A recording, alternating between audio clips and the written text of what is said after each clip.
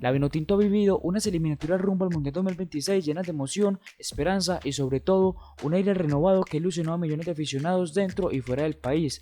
A diferencia de otros procesos clasificatorios, en esta ocasión se percibe una sensación distinta, la convicción de que Venezuela no está simplemente para participar, sino para competir de igual a igual con las grandes potencias de Sudamérica, y esto se ha visto reflejado sacando muy buenos resultados contra Brasil, empatando ambos encuentros tanto en tierras brazucas como en Maturín. Además que la actual campeona del mundo tampoco la pudo vencer. Es cierto que de visitante no le ha ido muy bien.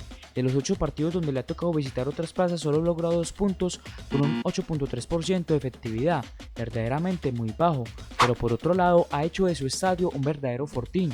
De los 8 partidos jugados en el Estadio Monumental de Maturín, se encuentran invictos con 4 encuentros ganados y 4 empatados, teniendo una efectividad del 67%.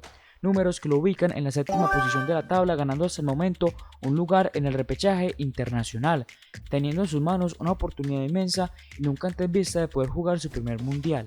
Históricamente, la Vinotinto ha sido vista como la cenicienta del continente, el rival asequible al que los demás equipos debían ganarle sí o sí.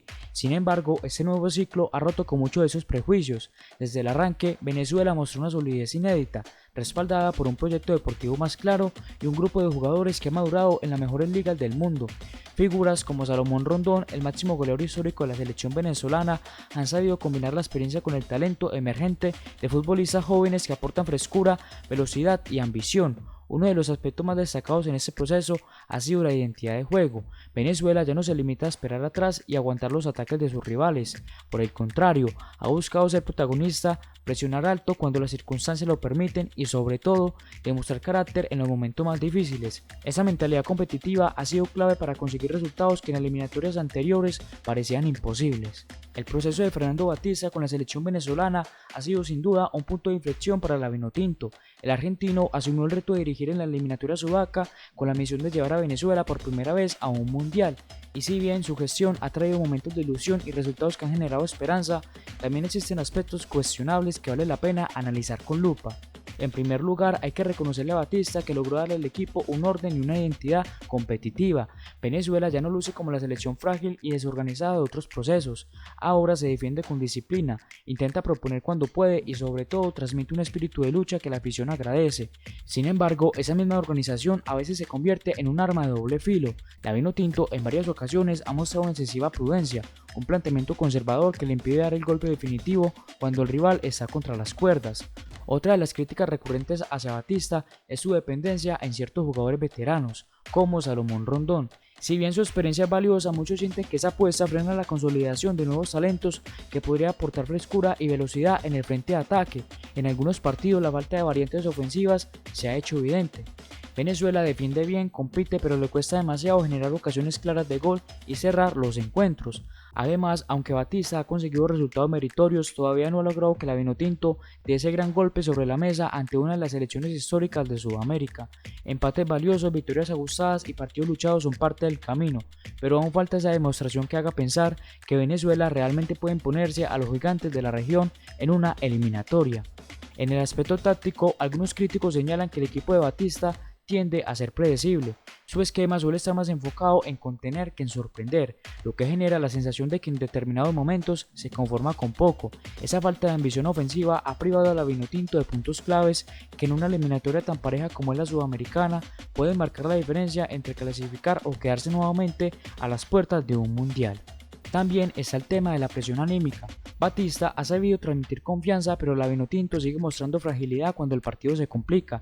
En varios encuentros, cuando recibe un gol en contra o enfrenta un escenario adverso, el equipo tarda en reaccionar. Esa falta de temple en situaciones límite es algo que el técnico aún no ha podido corregir del todo.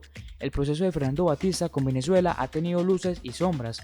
Ha logrado ordenar al equipo, recuperar la ilusión de la afición y colocar a la Vinotinto en la pelea, pero también ha dejado dudas en cuanto a la falta de variantes ofensivas, la excesiva dependencia en jugadores de experiencia y la necesidad de ser más ambiciosos frente a rivales de peso.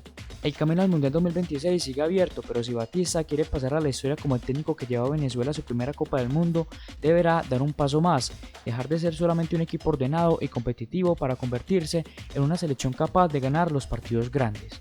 Además, debe mejorar todas esas debilidades lo más pronto posible, y es que conservando ese séptimo lugar, Venezuela iría al repechaje, y allí tendría que hacerse gigante y vencer a otra selección en tierras norteamericanas.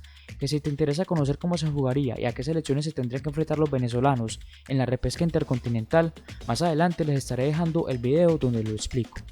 Pero primero miremos cómo ha sido el camino de Venezuela de estar cerca de cumplir el sueño de disputar su primer mundial, y además lo que tiene que hacer para asegurarse su lugar en el torneo. El inicio de las eliminatorias fue realmente prometedor. La Vinotinto se hizo fuerte en casa ante selecciones como Paraguay y Chile y hasta logró rescatar un punto en la complicada plaza brasileña, algo que históricamente ha sido casi imposible. Sin embargo, con el paso de las jornadas, el proyecto del Bocha Batista comenzó a mostrar grietas y el rendimiento del equipo cayó de manera evidente. Aún así, la Vinotinto ha sabido mantenerse en la pelea, ha tenido victorias clave frente a rivales directos, primero contra Perú en la fecha 14 y luego frente a Bolivia en la 15. Estos partidos le devolvieron oxígeno y la mantienen con opciones claras de estar en la Copa del Mundo. Hoy el escenario es real. Venezuela tiene dos caminos posibles. El primero, arrebatarle a Colombia ese cupo directo y meterse de lleno en la clasificación sin depender de nadie. El segundo, conservar como sea ese séptimo puesto que le da derecho a disputar el repechaje internacional. Y siendo realistas, la segunda opción luce mucho más alcanzable. Para ir directo, Venezuela tendría que ganar sus dos últimos partidos frente a rivales de enorme dificultad como Argentina y la propia Colombia, y además esperar que Bolivia sume en Barranquilla frente a los cafeteros, algo que se antoja casi imposible. En cambio, mantenerse en el séptimo lugar es un escenario bastante más probable, incluso en el peor de los casos si la Vinotinto llegara a perder ambos encuentros y Bolivia tampoco sumara victorias por diferencia de gol, los chamos se meterían en el repechaje.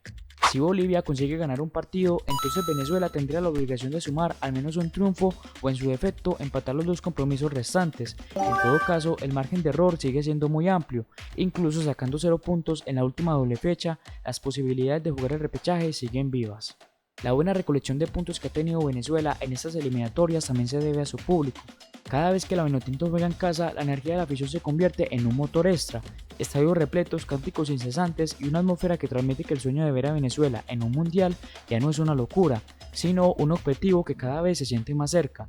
Esa conexión entre equipo y gente es quizá uno de los mayores logros de este proceso, devolverle la ilusión a un país que a pesar de todo se une en torno al fútbol.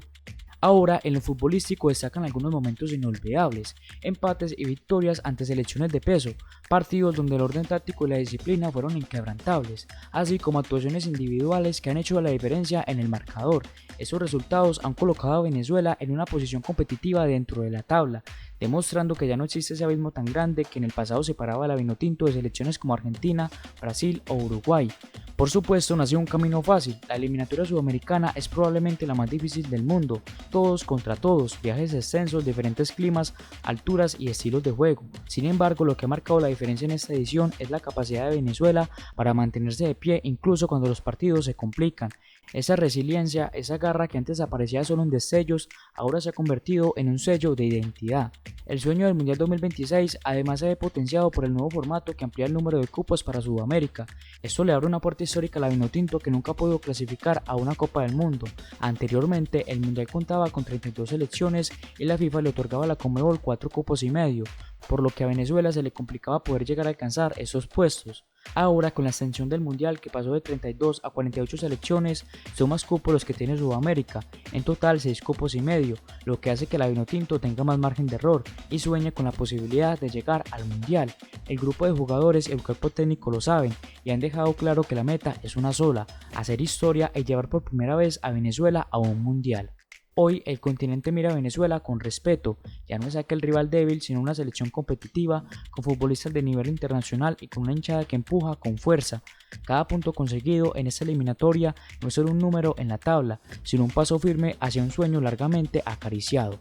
La experiencia de la Vinotinto en ese camino rumbo a 2026 se puede describir como una mezcla de ilusión, esfuerzo y madurez. Ilusión porque nunca antes habían estado tan cerca, esfuerzo porque la eliminatoria sudamericana exige el máximo nivel físico y mental, y madurez porque este equipo entiende que para lograr la clasificación se necesita regularidad, concentración y creer en el proyecto hasta el final. El fútbol siempre ha tenido la capacidad de unir a los pueblos y en el caso de Venezuela, la selección nacional se ha convertido en un símbolo de esperanza, en un motivo de orgullo y en un recordatorio de que con trabajo y perseverancia los sueños más difíciles se pueden alcanzar. Si algo dejan estas eliminatorias es la sensación de que gane o pierda, esta Vinotinto ya marcó un antes y un después en la historia del fútbol venezolano, y quizás al final de este camino logre lo que por décadas parecía imposible, escuchar el himno venezolano en un mundial de fútbol.